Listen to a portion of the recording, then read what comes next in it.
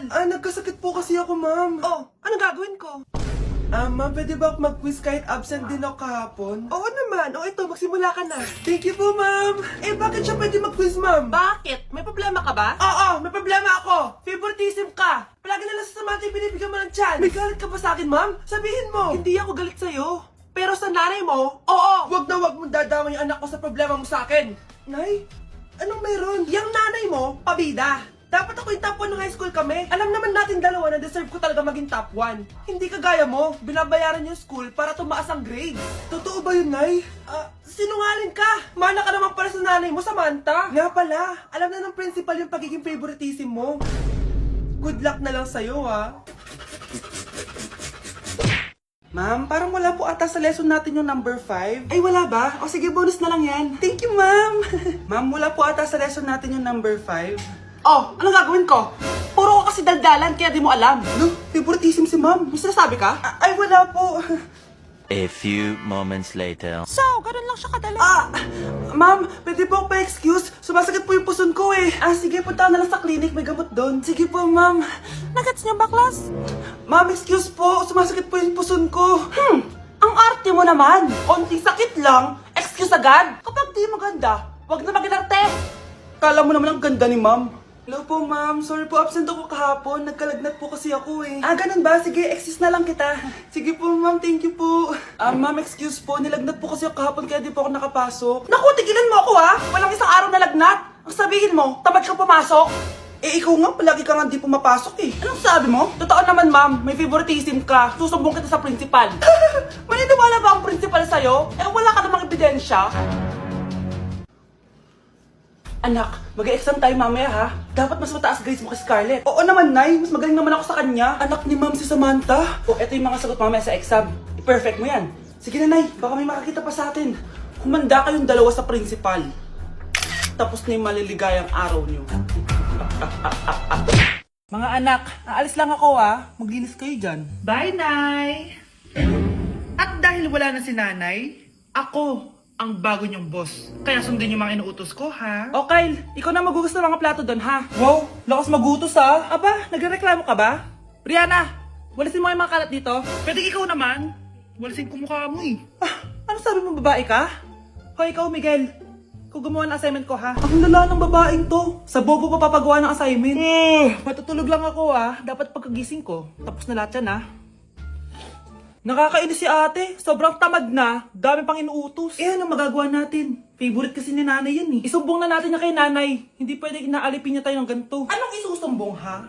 Akala niyo hindi ko kayo naririnig? Magtrabaho kayo doon! Tama na ate! Sawang-sawa na kami! Puro kautos! Malinaw naman sa inyo, di ba? Na pag wala si nanay, ako ang boss. Sinong boss? Ha? Wala, Nay. Actually, kakatapos ko lang maglinis ng bahay, oh. Luh, sinungaling. Scarlett, huwag mo na ako lokohin. Hindi naman talaga ako umalis dito. Sinisigurado ko lang kung naglilinis talaga kayo lahat. At tama nga yung sinasabi ng mga kapatid mo. Na para kang boss umasta dito sa bahay. Nay. Mga anak, kayo na bahala sa ate nyo. Utusan nyo ng utusan yan. Ate, ikaw na magugas ng mga plato dun. Eto na. Pagkatapos mo dyan, ate, maglaba ka, ha? Oo, sige. Pagkatapos mo maglaba, gawin mo yung project ko, ha? Sige, boss. Lahat ng utos nyo gagawin ko. Mga anak, maganda ba? Mawawala ako ng 3 araw, ha? Nay, kailangan ba talaga tumuloy dun? Importante yun, anak. Minsan lang ikasal yung kumare ko, no? Tsaka sa Cebu siya gagawin, di ba? Shala. Basta, Nay, mag-ingat ka, ha? Oo naman, anak. Huwag ka mag-alala. Siya na, alis na ako. Mga kapatid mo, ha?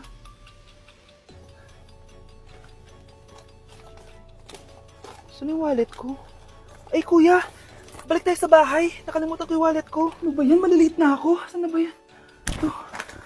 Ano ba yan? Oras na. Mabuhay, ma'am. Welcome to Air Philippines. How can I help you? Ay. Miss. Dito po ba yung flight VD415? Yes po, ma'am. Check ko lang po. As per dito, ma'am, nakaalis na po yung aeroplano. Ha? Hindi ako pwede malit sa kasal na kumari ko. Kailangan kong umabol. Ma'am, kailangan niyo po ulit mag-rebook kaso ang next available flight is bukas pa po, ma'am. Ano ba yan? Gawin mo ng paraan. Diyos ko, sayang lang pera ko. Wala palang kwenta to airlines niyo eh. Uwi na nga lang ako. Sorry, ma'am. Nay, nandito ka na agad? Akala ko ba 3 araw ka mawawala? Eh di ayun, naiwan ako ng aeroplano. Alam mo, parang pinipigilan talaga ako ng universe makaalis eh. Anay, buksan mo yung TV. Ha? Bakit? Breaking news! Nandito tayo ngayon sa site kung saan nag-crash ang flight VD415. Ayon sa mga otoridad, walang nakaligtas sa mga pasahero nito. Kaya pala, kung nakasakay ako dun sa aeroplano na yun, patay na ako ngayon. For our last question, ano ang full name ko? Wala naman yun sa lesson ah. Siyempre, dapat alam niyo yung pangalan ko. Dami namang alam nito. Di ko maalala full name niya. Perfect na sana ako eh. Kapag di niyo nasagutan yan, minus 10 kayo sa akin. Aba ma'am, paano namin malalaman yung full name mo? Eh di ka naman nagpakilala sa amin. Ano ka, sikat? Artista? Ang lakas mo mag-minus kapag di nasagutan yung full name mo? Sige nga, ano full name ko? Kapag di mo nasagutan, ma-minus ko yung sweldo mo. Tsaka magagamit ba namin yan kapag nagtrabaho na kami? Di naman, di ba? Pakin namin sa full name mo. Unang tanong, magbigay ng bagay na nagsisimula sa letrang K. Okay, Samantha? Kuko? Kuko is 3 points lang. Sayang. Okay, ikaw naman, Scarlett. Sisimula sa K. Kifi! Kifi is the top answer! Yes! Okay, next. Magbigay ng parte ng katawan. Scarlett, dahil ikaw ang nakahula ng top answer, ikaw ang mauuna. Pantog! Basic. Pantog is 10 points. Ha? Bakit 10 lang? Samantha, pwede ka bang bumawi? Parte ng katawan?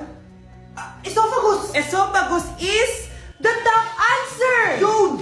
Eto na! Sino kaya sa inyong dalawa ang mananalo ng 1 million pesos cash? Akin na tong 1 milyon. Humanda ka sa akin, Scarlett. Anak, ayusin mo! 1 milyon yan! Mauna tayo kay Samantha. Ano ang bagay na mahaba at matigas? Mahaba at matigas? Tornilyo? Tornilyo is 50 points! Pero, hindi ito ang top answer natin, ha? Okay, Scarlett, may chance ka pa na hulaan ang top answer. Bago ko sagutin yan, Nay, kung nanonood ka man, eto na yun, Nay! Mananalo na tayo ng 1 milyon! Go, anak! Ang bagay na mahaba at matigas ay... Opo mo sumagot, anak! Sayang yung 1 milyon! Hoy, wag mo sasabihin kay nanay na pupunta ako sa boyfriend ko, ha? Sige na, bye-bye. Hoy, bata ka! Saan ka pupunta? Anay! Gagawa lang po kami ng project sa kaklase ko. Wow! Kailan ka pa nag-aaral na maayos? Pupuntahan niya yung boyfriend niya. Kaya pulang-pula yung labi mo kasi tatakas ka! Anay! Humanda ka sa akin. Sasakalin niya daw ako, Nay, oh! Aba! Humanda ka sa akin, bata ka! Halika dito! Anay, hindi na! Nay! Nawala daw ni Kuya yung Tupperware mo! Ano? Nawala na yung pinakamamahal kong Tupperware? Humanda sa akin ng kuya mo! Nasaan yan? Lagot ka, kuya! Galit sa'yo si mama! Ano sabi mo, Kyle? Nasaan na yung kuya mo? Ha? Nandito ka palang bata ka, ha? Etong sa'yo! Bakit mo pinito yun, Nay? Sabi ni Kyle, nawala mo doon Tupperware ko! Anong nawala? Eto Tupperware mo na yun? Ay, nandyan pala. Agad ka kasing nagpapaliwala dyan! Tawa ka dyan, ha? Humanda ka sa akin. Few moments later. Boring naman ang pinapanood mo. Palitan natin yung mas nakakatawa. Sige, kuya. Asking you to kiss me. Hindi naman nakakatawa yan eh. Bastos yan eh. Ayun na, magkikiss na sila. Hay! Mga punyeta kayo? Ano pinapanood nyo? Anay! Si Kyle, Nay. Siya yung nanonood eh. Kyle! Ang bata mo pa! Ganyan na pinapanood mo? Kala ko naman matino ka! Si Kuya yun, Nay eh. No! Simula ngayon, bawal ka na mag-TV! Nay, alis lang ako ah. Sige anak. Iniwan niya phone niya. Ano kayang pinag-uusapan nila dito? Mga walang iya kayo. Humanda kayo sa akin. A few moments later. Bakit niyo po kami pinatawag, Nay? Kung hindi ko makikita yung phone ni Kyle, hindi ko malalaman pinagsasabi niya sa akin! Lagot tayo, ate. Kung san-san mo kasi nilalagay phone mo, Kyle. Nakalimutan ko eh. Mag-umpisa tayo sa'yo, Kyle! Anay, puro na lang itlog at hotdog niluluto ni nanay. Mas masarap pa magluto yung kapitbahay natin. Sige, next time, ipagluluto kita na sinigang na hotdog. O ikaw, Brianna! Alam niyo bang nagalit sa akin si nanay kasi dati with high honors ako, di ba? Tapos ngayon with honors na lang. Eh siya nga bagsak nung high school eh. Oo, bagsak ako. Pero top 1 ako ng kinder. Kevin? Wala akong sinasabi ha. Grabe talaga si nanay. Umaga pa lang galit na siya. Tapos utos pa siya ng utos. Bawal ba magpahinga sa bahay na to? Grabe. Wow, wala ka palang sinasabi ah. At ikaw, Scarlett? Yes, Nay. Mga be, alam niyo bang galit na galit sa akin si nanay dahil daw